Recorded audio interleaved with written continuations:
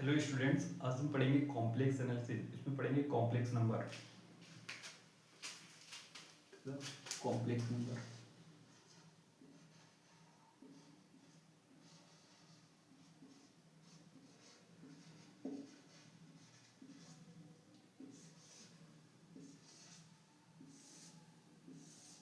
पढ़ेंगे complex number.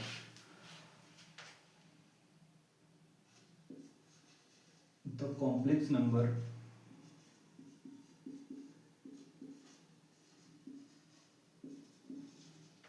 is defined and denoted by z। कोई complex number है वो डिफाइंड और डिनोटेड किया जाता है बाई z।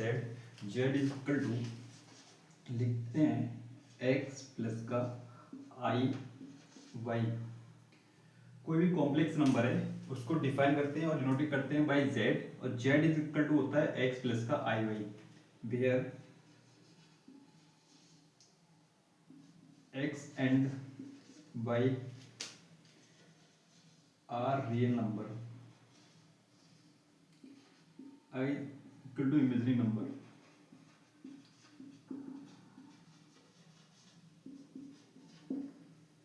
ये जो हमारा होता है x ये रियल नंबर, और जो y ये भी रियल नंबर होता है, और जो i होता है i equal to under root minus का 1, ये हमारा इमेजिनरी नंबर होता है।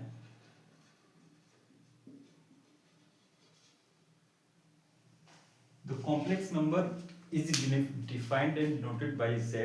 z इक्वल टू होता है x प्लस का i y, where x and y is the real number, and जो i होता है वो हमारा एक इमेजिनरी नंबर होता है। इससे ये हमारा रियल, ये भी रियल होता है, ये i इमेजिनरी है, इसलिए ये वाला पार्ट हमारा इमेजिनरी पार्ट बन जाता है। इसे लिखते हैं z equal to where y, यानी कि z हमारा जो है वो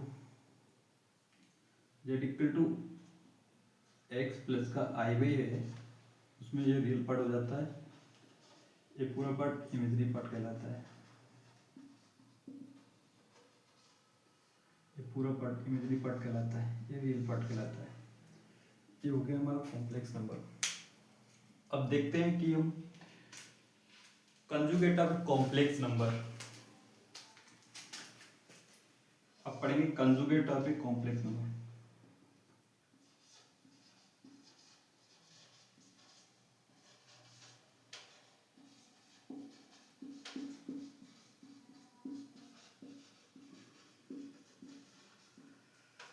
मान लिया let z is equal to x plus का i y is a complex number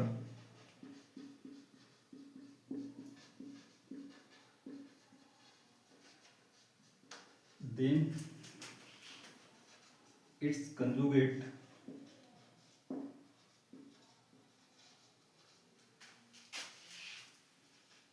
will be defined and denoted by z bar। that is, अगर z equal to x plus का i y है तब इसका जो कंजुगेट होगा z bar is equal to x minus का i y।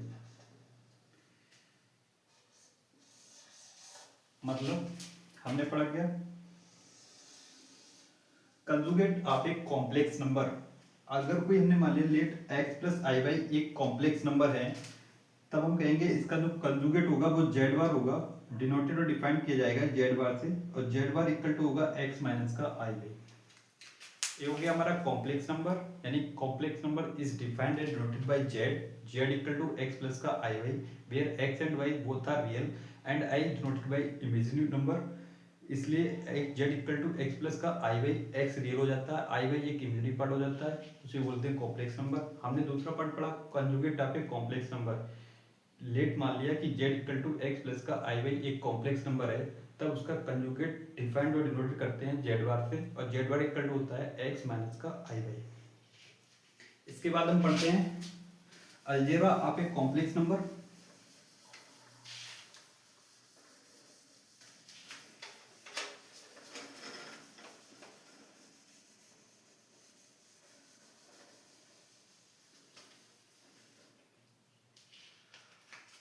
पहले हम पढ़ेंगे algebra of a complex number.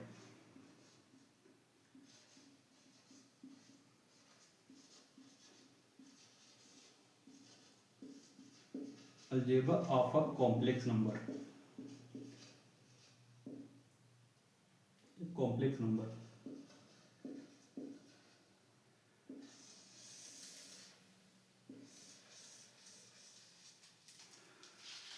Algebra of a complex number मतलब कि अगर हम कॉम्प्लेक्स नंबर का एडिशन करते हैं, सब्ट्रैक्शन करते हैं, मल्टीप्लिकेशन करते हैं या डिवीजन करते हैं तो हमारा वो एक कॉम्प्लेक्स नंबर ही आता है। जैसे लेट हमने मान लिया z equal to x1 plus का i y1 and z equal to x2 plus का i y2।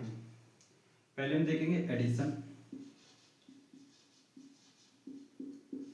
एडिशन करेंगे तो करेंगे z1 प्लस का z2 is equal to x1 plus का y1 i y1 प्लस का x2 i y2। इसको simplify करेंगे तो x1 प्लस का x2 प्लस का i बार कर लेंगे y1 प्लस का y2। ये कॉम्प्लेक्स नंबर हो गया, यानी कि z1 प्लस का z2 एडिशन भी एक कॉम्प्लेक्स नंबर आता है। दूसरा लिखेंगे हम मल्टीप्लिकेशन। अगर हम मल्टीप्लिकेशन देखते हैं, multiplication up to complex number, अगर हम करेंगे z1 डॉट z2 निकालेंगे x1 प्लस का y1 i y1 प्लस का x2 प्लस का i y2, इसको मल्टीप्लाई करेंगे x1 x2 प्लस का i x1 y2 plus i y1 x2 plus का i स्क्वायर y1 y2। यहाँ से इसे सिंप्लीफाई करेंगे x1 x2, यहाँ से करेंगे इसको माइनस हो जाएगा, माइनस का y1 y2 प्लस का i कम ले लेंगे x1 y2 प्लस का x2 y1। ये भी हमारा यूनिट नंबर आ गया, यानी कि z1 dot z2 multiply z1 निकाला, वो भी हमारे कॉम्प्लेक्स नंबर आएगा।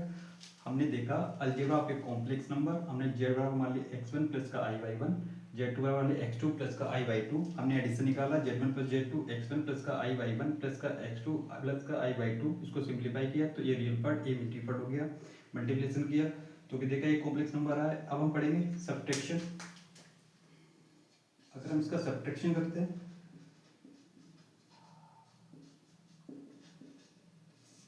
अगर हम सब्ट्रैक्ट करेंगे तो z1 माइनस का z2 करेंगे तो निकल जाएगा x1 प्लस का i y1 माइनस का x2 प्लस का i y2। इसको सिंप्लीफाई करेंगे x1 माइनस का x2, यहाँ से करेंगे मल्टीप्लाई प्लस का i काम ले लेंगे y1 माइनस का y2, यानी कि x1 माइनस का x2 i कम ले लिया y1, ये अंदर जाएगा मल्टीप्लाई होगा माइनस का तो माइनस का y2, यानी कि z1 माइनस का z2 भी एक कॉम्प्लेक्स नंबर है। इसके बाद देखेंगे हम division of a complex number.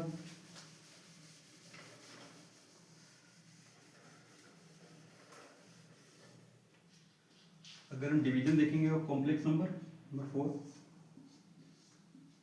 Division यानी कि z1 अपॉन z2 वो निकालेंगे, यानी x1 प्लस का i y1 अपॉन में x2 प्लस का i y2। हम जानते अभी हमने पढ़ाया था conjugate of a complex number. अगर कोई कॉम्प्लेक्स नंबर x प्लस का i y है तब उसका conjugate z bar equal to होता है x माइनस का i y। यहाँ इसका कंजुगेट लिखेंगे, उसे मल्टीप्लाई करेंगे, रेशनलाइजेशन करेंगे x2 माइनस का i y2 से और मल्टीप्लाई नीचे भी x2 माइनस का i/2।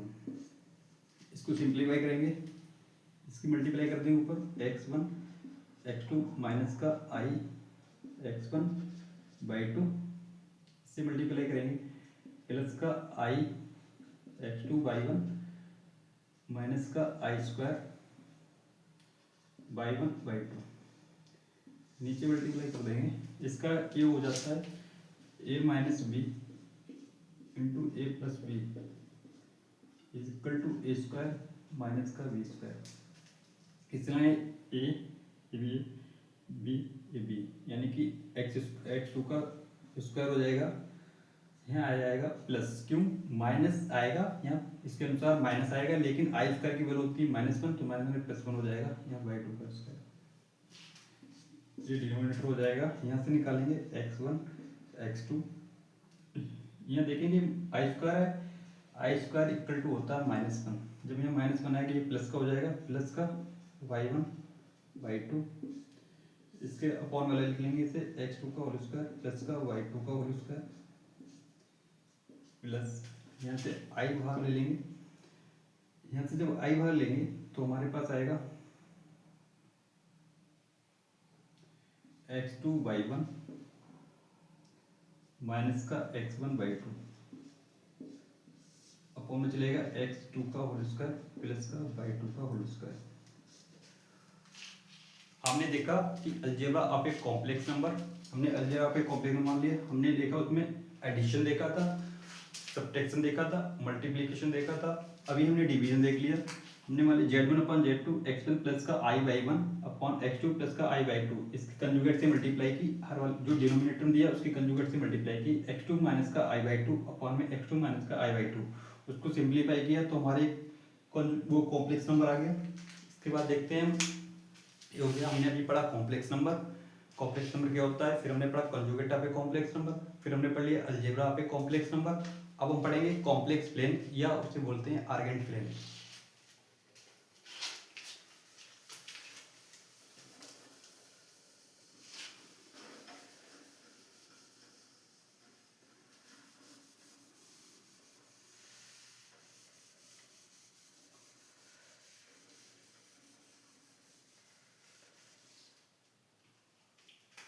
अब देखेंगे हम कॉम्प्लेक्स प्लेन।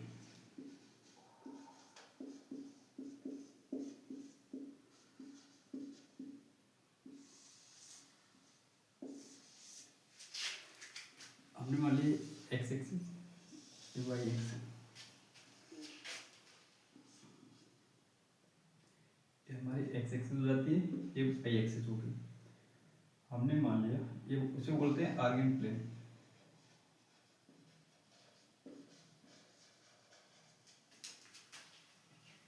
हमने कोई पॉइंट मानते हैं z equal to x plus का i/y, इसको ऑर्डर पे भी लिखेंगे तो x, y,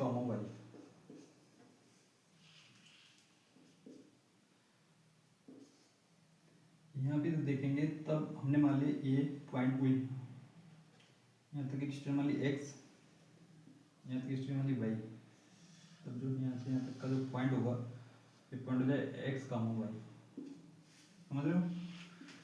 हमने एक बोल लिया, इसका हम कॉम्प्लेक्स प्लेन पढ़ रहे हैं, कॉम्प्लेक्स प्लेन दिखाएंगे कि मॉडल्स कैसे निकालते हैं, आर्गुमेंट कैसे निकालते हैं, और उसका ऐसे देखिए हमने हमने मान लिया थीटा है, ये डिस्टेंस भाई यानी कि ये भाई हो गया, ये थीटा हो गया, यानी कि हमने ये मान ली डिस्टेंस r। यहाँ से निकालेंगे sine theta equal to z equal to दिया मान ली x प्लस का i/y, साइन थीटा इक्वल निकालेंगे परपेंडिकुलर अपॉन हाइपोटेन्यूज, परपेंडिकुलर ये हाइपोटेन्यूज हो गया, यानी कि y अपॉन r। यहाँ से निकालेंगे y equal to r sine theta, इसे डालेंगे इक्वेशन 1। फिर निकालेंगे cos theta equal to base upon hypotenuse, base से x हाइपोटेन्यूज r, यहाँ से x निकालेंगे x equal to r cos theta, इस इक्वेशन 2 डालेंगे। अब हम दोनों इक्वेशन को पहले निकालेंगे, इसको मल्टीप्लाई करके ऐड कर देंगे। पहले इसका स्क्वायर करेंगे,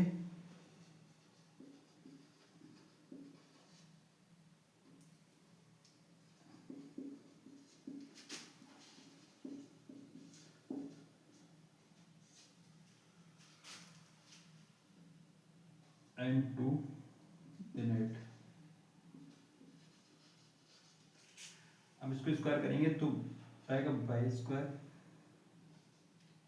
प्लस का x square is equal to r square sine square theta plus का r square cos square theta.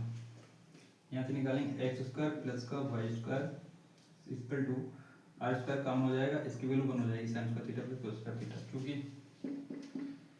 Sign square theta plus का cos square theta equal to 1, यहाँ से वो हो जाएगा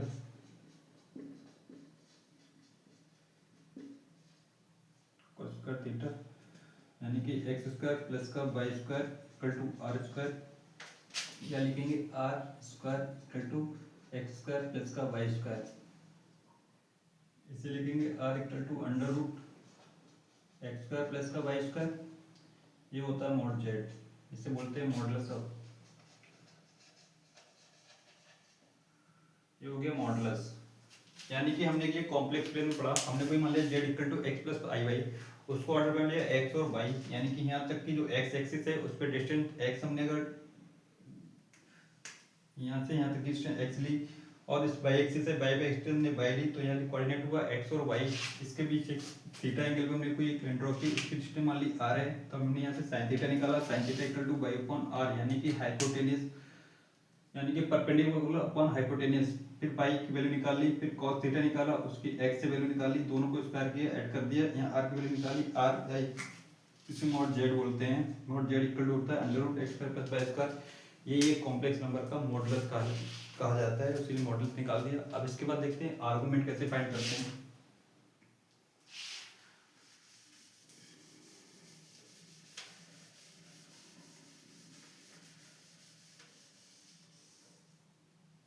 अगर हम जो हमारे पास इक्वेशन वन थी वो थी इक्वेशन वन जो हमने निकाली थी वो y equal to r sine theta, equation जो दो थी हमारी वो x equal to r cos theta, ये थी ये पहली थी ये दूसरी थी।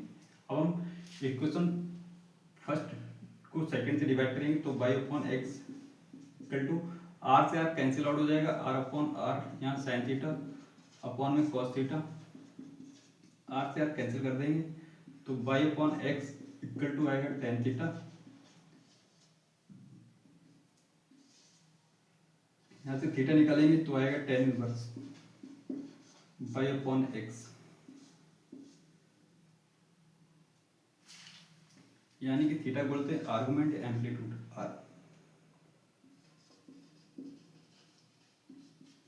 हो गया आर्गुमेंट, यानी कि थीटा इक्वल टू होता है tan inverse imaginary part upon में real part, y equal to imaginary part x equal to real part, वही हो गया टेन इनवर्स थीटा।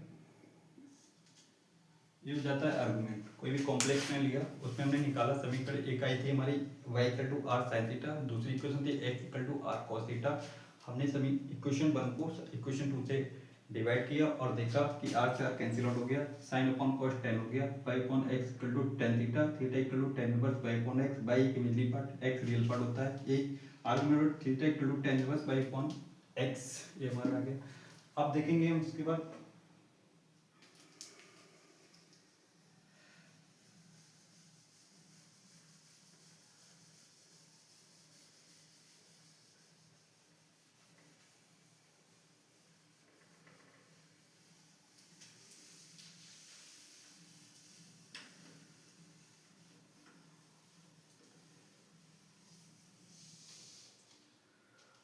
प्रॉपर्टीज अब हम पढ़ेंगे। हमने पहले पढ़ा था कॉम्प्लेक्स नंबर की what is the complex number, complex number is denoted and defined by z, z equal to x plus का i y where x and y both are real and i is denoted by imaginary number, then z equal to x plus i y is a complex number. फिर हमने पढ़ा था conjugate of a complex number, हमने मान लिया let x equal to x plus का i y is a complex number then its conjugate defined and denoted by z bar. z bar equal to लिखा था x माइनस का i y। उसके बाद पढ़ा था हमने algebra of a complex number. Algebra में हमने देखा था कि उसका एडिशन करें किसी दो कॉम्प्लेक्स नंबर का तो एक कॉम्प्लेक्स नंबर मिलता है, उसका डिवीजन करें तो एक कॉम्प्लेक्स नंबर मिलता है, मल्टीप्लिकेशन करें तो एक कॉम्प्लेक्स नंबर मिलता है, या उनका सब्ट्रैक्शन करें तो एक कॉम्प्लेक्स नंबर मिलता है। फिर उसके बाद हमने पढ़ा था कि कॉम्प्लेक्स प्लेन या आर्गेंट प्लेन, उस पर मैंने दिखाया था कि z equal to x y लिया तो उसका x और y एक कोऑर्डिनेट ले लिए हमने, वाई एक्सिस पे y लिया, x एक्सिस पे x ले लिया, एक आर्क थीटा एंगल पे r ले लिया, उसको हमने डिफाइन किया तो वहां से मॉडुलस और आर्गुमेंट निकाला था। मॉडुलस निकल के आया था z mod z equal to या r equal to x under root square x square plus का y स्क्वायर, और जब हमने थीटा यानी कि आर्गुमेंट निकाला था वो निकल के आया था tan inverse y upon x, यानी कि theta equal to tan inverse y upon x. अब हम पढ़ेंगे properties of a complex number.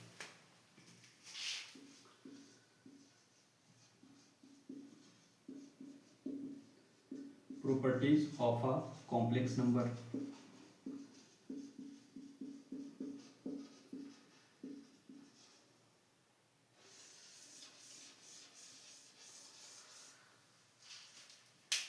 इसमें देखेंगे,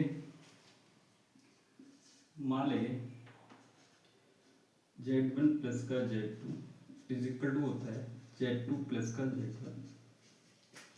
इसको बोलते हैं कोमुटेटिव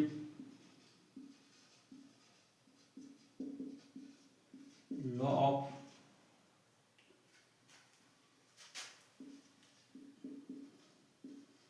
एडिशन।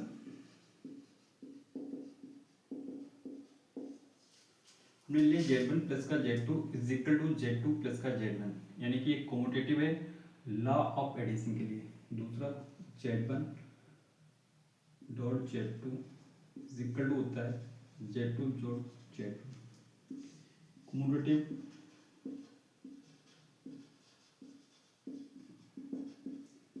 Law of multiplication.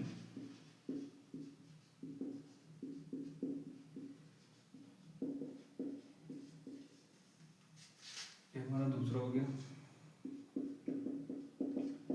तीसरा पढ़ते हैं एसोसिएटिव z1 प्लस का z2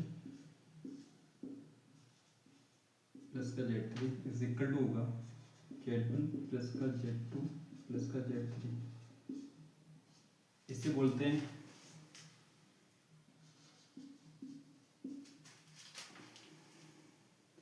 associative law of addition.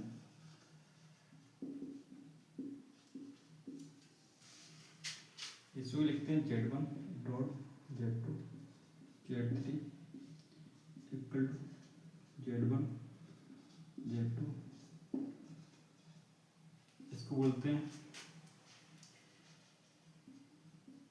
Associative law या प्रॉपर्टी बोलते हैं ऑफ मल्टीप्लिकेशन।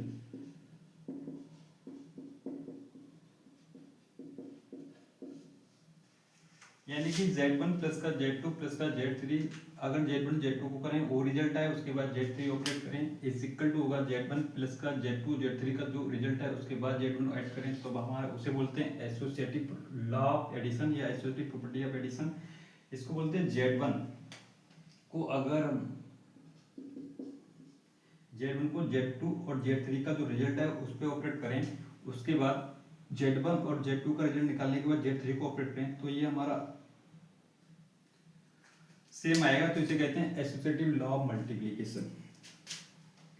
प्रॉपर्टी क्या कहती है, मान लेंगे हमने कोई नंबर z1 है उसमें क्या ऐड करें कि वही नंबर आ जाए, यानी कि हमने 0 ऐड कर दिया तो सेम नंबर मिल गया। तब यहाँ जो 0 है 0 is an additive identity, 0 is the additive identity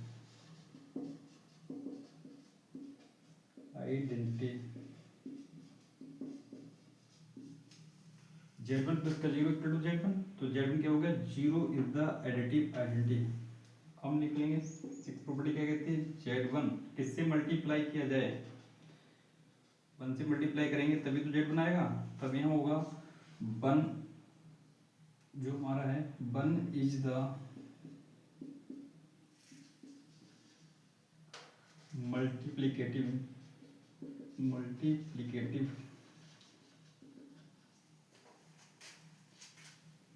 identity.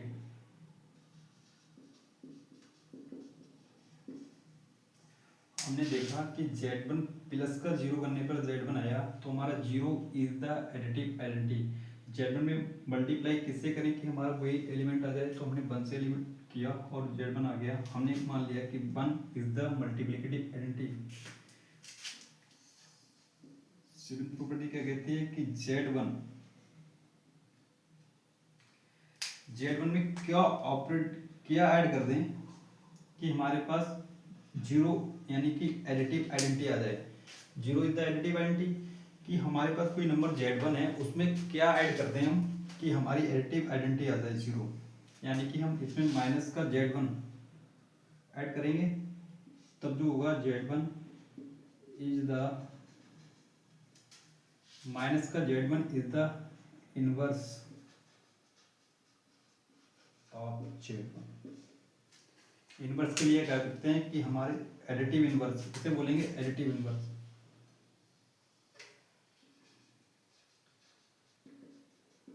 क्योंकि ऐड करें ना, एडिटिव इनवर्स ऑफ Z1। दूसरा प्रॉपर्टी जो कहती है 8 नंबर की प्रॉपर्टी है कि Z1 किससे मल्टीप्लाई कर दें कि हमारी मल्टीप्लिकेटिव आइडेंटिटी आ जाए। यानी कि इनवर्स मल्टीप्लिकेटिव इनवर्स निकालने के लिए हम देखेंगे कि जो 1 इज द मल्टीप्लिकेटिव आइडेंटिटी है, यह मिल जाए कि किस Z1 को किस नंबर से मल्टीप्लाई करें कि जो मल्टीप्लिकेटिव आइडेंटिटी मिल जाए। क्योंकि हमें निकालना है मल्टीप्लिकेटिव इनवर्स। हमने अभी जो निकाला था एडिटिव इनवर्स, यानी कि एडिटिव निकालने के लिए हमने क्या देखा क्या कि हम Z1 जो नंबर दिया उसमें क्या ऐड कर दें कि जिससे हमें 0 इज द एडिटिव आइडेंटिटी प्राप्त हो जाए। यानी कि 0 जो है वो एडिटिव आइडेंटिटी मिल जाए। तो हमने इसमें माइनस का Z1 ऐड किया था, इसलिए हमने बोल दिया कि minus Z1 is the additive inverse of Z1। अब हम देखते हैं कि मल्टीप्लिकेटिव इनवर्स हमें फाइंड आउट करना है, तो हम देखेंगे कि इस Z1 में क्या ऑपरेट कर दें जिससे हमें मल्टीप्लिकेटिव आइडेंटिटी प्राप्त हो जाए। यानी कि हमने Z1 को किससे मल्टीप्लाई करेंगे, Z1 को 1/Z1 से मल्टीप्लाई करेंगे, तो हमारे पास क्या आएगा मल्टीप्लिकेटिव आइडेंटिटी 1 आएगी। अब इसको हम कहेंगे 1/Z1 को इज द मल्टीप्लिकेटिव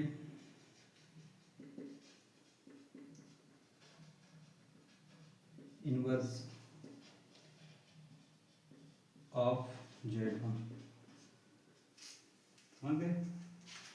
एक हमने पढ़ा था properties of a complex number. हमने उसके लिए देखा था कि Z1 प्लस Z2 हमने दो नंबर ले लिए और Z2 प्लस का Z1 किया, चाहे Z1 प्लस Z2 कर दें या Z2 प्लस Z1 कर लें, तो एक कम्यूटेटिव हो गया। और लॉ ऑफ एडिशन भी बोलते हैं इसे, कि एडिशन कर रहे हैं इसमें मल्टीप्लिकेशन कर लें तो इसे law commutative law of multiplication बोलते हैं। इसमें क्या कहते हैं Z1 प्लस Z2 अगर इसके रिजल्ट पर Z3 को ऑपरेट करें या Z1 को ऑपरेट करें Z2 प्लस Z3 के रिजल्ट पर, तब जो हमारी प्रॉपर्टी बनेगी उसे बोलते हैं एसोसिएटिव लॉ ऑफ एडिशन। अब ये मल्टीप्लेक्स में ऐसे होता है सेम, तो इसे बोलते हैं associative law of multiplication. Z1 plus का 0 ऐड करते हैं तो हमारे पास वही एलिमेंट आता है Z1, इसे बोलते हैं 0 is the additive identity. Z1 को 1 से मल्टीप्लाई करने पर Z1 प्राप्त होता है, इसे बोलते हैं 1 इज द मल्टीप्लिकेटिव आइडेंटिटी। और Z1 प्लस का क्या ऐड करते हैं कि इसको 0 यानी कि एडिटिव आइडेंटिटी मिल जाए, तो हमने माइनस Z1 ऐड किया, इसलिए हमने बोला minus Z1 is the additive inverse of Z1। Z1 में हमने क्या मल्टीप्लाई करते हैं कि 1 पर कि हमें वो 1 जो है यानी कि मल्टीप्लिक आइडेंटिटी मिल जाए। इनवर्स के लिए हम देखते हैं कि हमें वो आइडेंटिटी मिल जाए जिसका, जैसे हमें मल्टीप्लिकेटिव निकालना है तो मल्टीप्लिकेटिव इनवर्स आइडेंटिटी को चेक करेंगे। हमने देख लिया कि Z1 में क्या ऑपरेट करें कि 1 मिल जाए, तो हमने Z1 में 1/Z1 से मल्टीप्लाई किया, तो 1/Z1 is the multiplicative inverse हो गया अब Z1 का। इसके बाद देखेंगे हम कॉम्प्लेक्स वेरिएबल फंक्शन।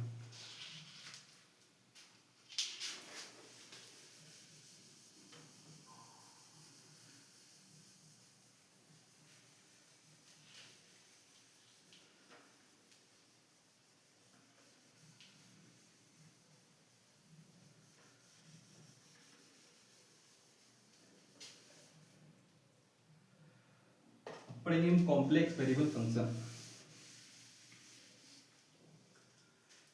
इससे पढ़ेंगे हम complex variable function.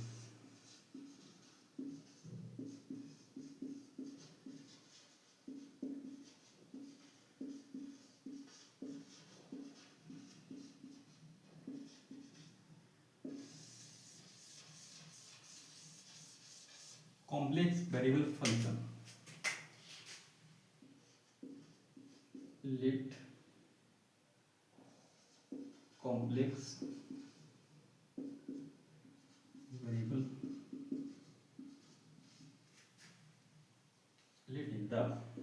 the complex variable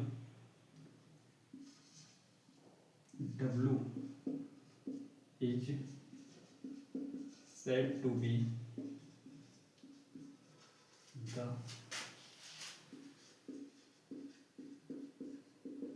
function of complex variable z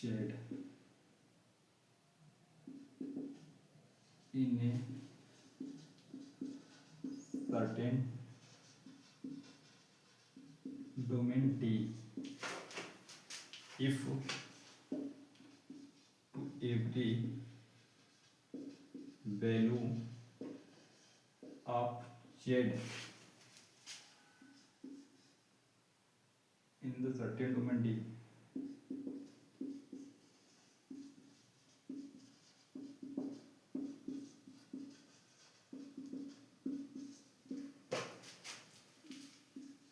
there corresponds the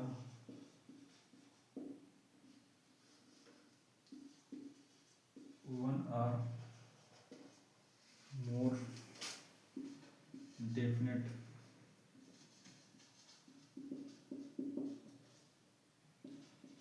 values of w। यानी कि हमने मान लिया कोई कॉम्प्लेक्स वेरिएबल फंक्शन, वो वेरिएबल w इस सेट बाद कब वेरिएबल फंक्शन कहा जाएगा, कॉम्प्लेक्स वेरिएबल फंक्शन बोला जाएगा इन डोमेन डी में if every value of z, जो z हमारा है उसकी प्रत्येक वैल्यू के लिए उसके करस्पॉन्डिंग में डेफिनेट की इसकी 1 या उससे ज़्यादा वैल्यू मिले w की।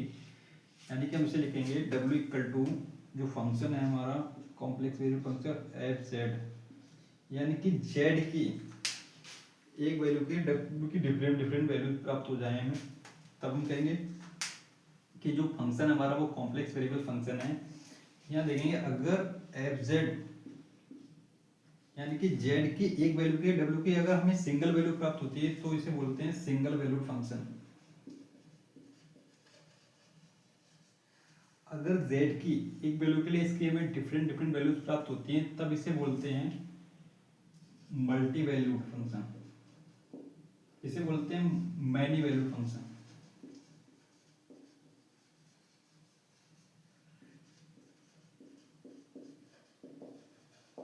हमने देखा कि कॉम्प्लेक्स वेरिएबल फंक्शन इसके लिए होते हैं कि हमने मान लिया कॉम्प्लेक्स वेरिएबल w है is said to be a function of complex variable z if to every value of z in a certain domain D there correspond the one or more definite values of w। हमें different value प्राप्त होनी चाहिए w की, तो हम कहेंगे w equal to f z, यहाँ w equal to लिख सकते हैं u प्लस का आई बी,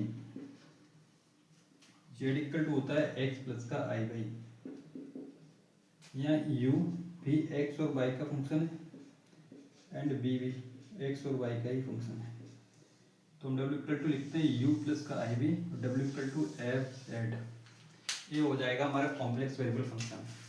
तो स्टूडेंट्स आज हमने पढ़ा था कॉम्प्लेक्स नंबर, फिर हमने पढ़ा था कॉम्प्लेक्स उसका कंजुगेट ऑफ कॉम्प्लेक्स नंबर, फिर हमने पढ़ा algebra of a complex number, उसके बाद पढ़ा था हमने कॉम्प्लेक्स प्लेन, उसके बाद हमने डिफाइन किया था properties of a complex plane, वो properties of a complex number, उसके बाद हमने पढ़ा कॉम्प्लेक्स वेरिएबल फंक्शन या फंक्शन ऑफ कॉम्प्लेक्स वेरिएबल। एक ही बात है, अगर z की एक वैल्यू के लिए अगर हमें इसकी एक वैल्यू मिलती है तो सिंगल वैल्यू मिलती है तो उसे सिंगल वैल्यू, z की वैल्यू के लिए इसकी एक से ज़्यादा वैल्यू मिलती है तो उसे मैनी वैल्यू फंक्शन कहा जाता है। अब इसके बाद हम पढ़ेंगे नेक्स्ट लेक्चर में एनालिटिक फंक्शन, इंटायर फंक्शन और हार्मोनिक फंक्शन। तो दोस्त आज के लिए इतना ही काफ़ी है, कल नेक्स्ट वीडियो में मिलते हैं। Thank you.